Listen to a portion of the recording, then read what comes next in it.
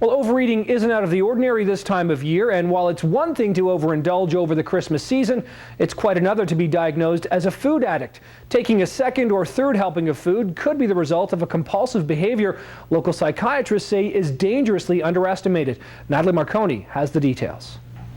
We've all heard about alcohol addiction and the addiction to nicotine. But what about food addiction? Some say it's equally as harmful to our health. Research shows 3% of Canadians suffer from a binge eating disorder. And Tammy Ketty says she is a food addict. And what are people going to think when I'm reaching for that third or fourth or fifth cookie, even though there's somebody who's half my weight beside me reaching for that same amount? But in my head, it's going to be magnified 20 times. Is that anxiety caused by her weight? Or is Tammy's weight a product of her anxiety?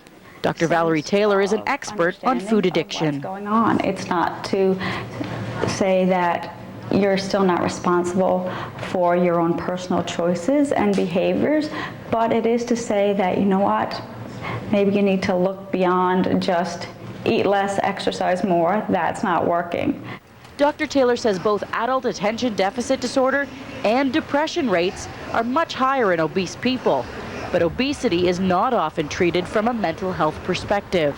That's why doctors at St. Joe's have highlighted their work in the latest edition of the Canadian Medical Association Journal. There needs to be a group of people that surround you that are aware that it's not just you being lazy or just eating too much. It's people that have to be aware that it is an illness. Now at Hamilton St. Joseph's Hospital, about 1,000 patients will visit the bariatric surgery psychiatry program next year. And while that may seem like a lot, doctors say that many more will actually be put on a waiting list. So there will be a delay in them getting the help that they need. Experts say that when your weight begins to affect your quality of life and you've had many unsuccessful attempts to control that weight, it's definitely time that you should receive medical help. Nick, back to you. All right, some good advice ahead of the holidays. Thanks, Natalie.